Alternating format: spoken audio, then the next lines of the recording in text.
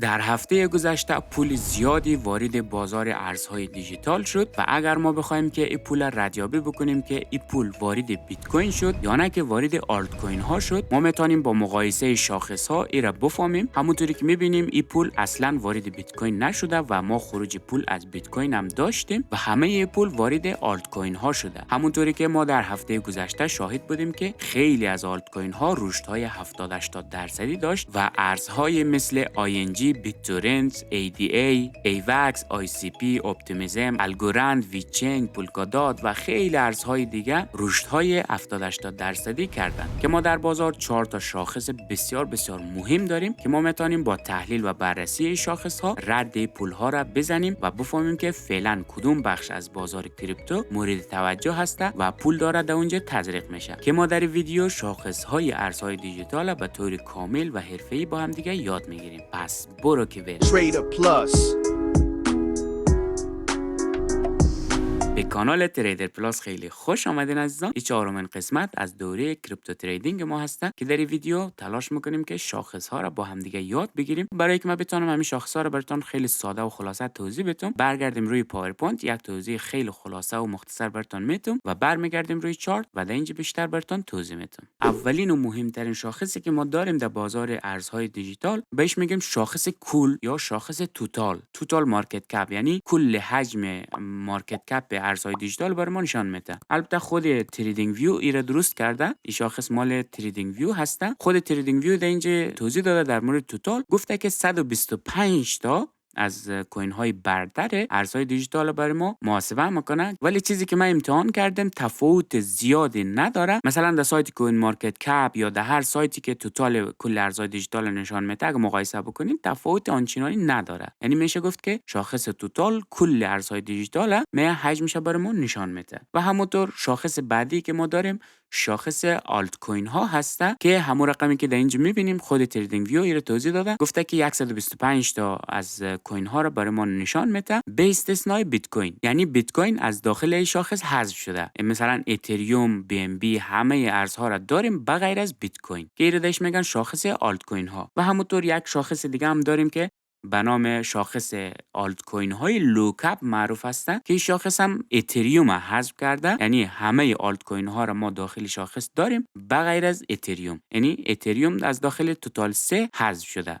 همونطور بیت کوین هم که حذف شده دیگه. مثلا گفته که بغیر از بیت کوین و اتریوم بقیه آلت کوین ها را همه را ما داخل شاخص داریم که نام شاخص هم توتال 3 هسته. و همونطور یک شاخص دیگه داریم به نام شاخص دیفای که مورد اینجا نیاوردم که این بعداً براتون بیشتر توضیح میدم که ما حجم کریپتوهایی که در حوزه دیفای فعالیت میکنه او را برای ما محاسبه میکنه که یک شاخص مهمی هسته. براتون اینجا آموزش میدم، در تریدینگ ویو براتون نشان میدم، ولی بیشتر راجبی قسمت‌های بعدی صحبت میکنیم که چرخه های مارکت بررسی میکنیم، بیشتر روی شاخص ها کار میکنیم. و همونطور یک شاخص مهم دیگه ای که ما داریم شاخص بیشتر در نام شیت کوین ها معروف هسته ولی شاخص اودرز بهش میگن که خود تریدینگ ویو اومده این رقم توضیح داده که گفته که بعضی از کوین ها از داخل شاخص حذف شده که این شاخص میاد کوین های لوکپ برای ما نشان میده، کوین هایی که حجم های بسیار پایین داره. مثلا از رتبه اگر نگاه بکنیم زیر 10 تا شاید باشه، ولی اینجا کامل توضیح نداده که کدوم کوین ها داخل شاخص نیسته. گفته که 125 تا کوین داخلش هسته، بیت کوین، اتریوم و یک مقداری از کوین ها داخلش نیستن. یعنی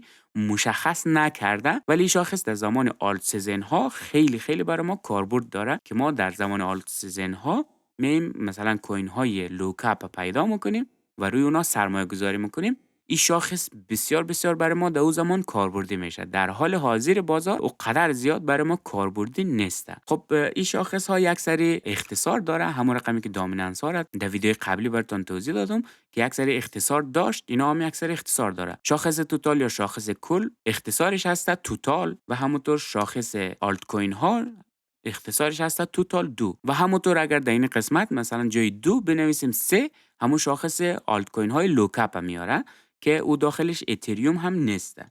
و همونطور همین شاخص اودرز داریم که ایران باید که ما برای پیدا کردنش در قسمت جستجوی تریدینگ ویو نوشته بکنیم اودرز که اختصار شاخص ها رو خواستم که اینجا براتون توضیح بدم. خب برگردیم روی تریدینگ ویو و کاربردهای شاخص ها رو براتون توضیح بدم. خب برای که ما شاخص ها رو بتونیم روی تریدینگ ویو خود اضافه بکنیم، خب میایم از این قسمت جستجو همون رقمی گفتم اختصارش رو اینجا مینویسیم. مثلا توتال اگر بنویسیم ببینیم که این تریدینگ ویو درست کرده. حتما دقت بکنین که اینی لوگو باید باشه، لوگوی تریدینگ ویو اینجا باید باشه. ببینید اینجا گفته که کریپتو توتال مارکت کپ که یعنی توتال هستن و همونطور توتال 2 رو ما اینجا داریم، شاخص توتال 2، توتال 3 و همونطور شاخص دیفای که توتال دیفای هستن. این شاخص هم براتون توضیح میدم. خب هر کدوم از اینا رو که ما روش کلیک بکنیم در اینجا برای ما باز میشه. خب این شاخص توتال هسته، شاخص کل مارکت کپ ارزهای دیجیتال یا کل بازار کریپتو که اینجا برای ما نشان میده که فعلا در حال حاضر چقدر پول داخل ارزهای دیجیتال وجود داره. مثال ما آخرین سقفی که داشتیم در نوامبر 2021 بوده که تقریبا 3 تریلیون دلار وارد بازار کریپتو شده بود در همون دوران. و همونطور وقتی که بازار نزولی شد، این پولا که خارج شد، ما شاهد از این بودیم که تقریبا نزدیک به 700 میلیارد دلار مارکت کپ کل ارزهای دیجیتال بود. خب اولین و مهمترین کاربرد این شاخص ها برای ما این است که ما میتونیم روند کلی بازار را بیم از این شاخص درک بکنیم. مثلا ما مییم با بررسی همین شاخص متوجه میشیم که روند ما صعودی هسته یا نزولی هسته. این شاخص هم مثل هر چارت دیگه ای تحلیل پذیر هسته. ما میتونیم مثلا نقاط حمایت، مقاومت، همه چیز بیم روی چارت مشخص بکنیم.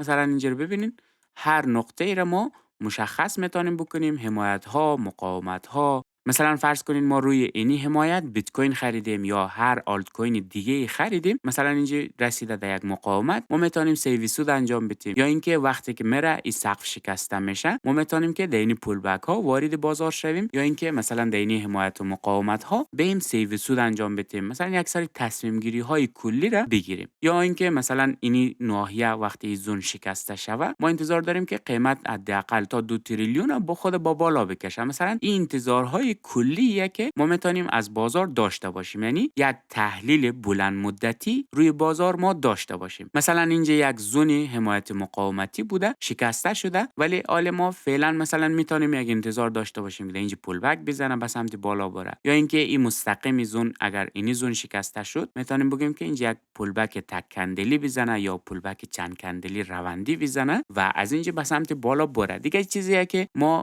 به عنوان یک پرایس اکشن کار، یک تحلیلگر، میتونیم که تحلیل هایی را که داریم در اینجا بین پیاده بکنیم. یعنی منظور ما کلی است که ما میتونیم روند کلی بازار را از همین شاخص ها درک بکنیم و بفهمیم که کجا روند صعودی هستن و کجا نزولی هستن. مثلا ما یک ویدیو تحلیلی در کانال گذاشتیم و در این قسمت ها بود گفتیم که در تایم هفتگی بیت کوین روندش صعودی شده و دیدیم که از همین نقطه ها بود که بیت کوین یک روند بسیار بسیار خوبی را شروع کرد و به سمت بالا رشد کرد. چون که ما آمدیم همین شاخص تحلیل کردیم و دیدیم که مثلا اینجا یک کف و سقفی بوده و این کف و سقف وقتی که اینجا شکسته شده، میتونست که اینجا از قسمت دیسکانت خود حرکت بکنه به سمت بالا، که این تحلیل کلی هسته که ما میتونیم روی شاخص ها انجام بدیم. و همونطور تحلیل تک کندلی یا مقایسه هم ما داریم که میتونیم از این استفاده بکنیم. مثلا این شاخص توتال هسته، ما در این قسمت مثلا میبینیم که یک پول خیلی زیادی وارد بازار ارزهای دیجیتال داره میشه. حالا ما میخوایم بفهمیم که این پول وارد بیت کوین داره میشه یا اینکه وارد آلت کوین ها داره میشه.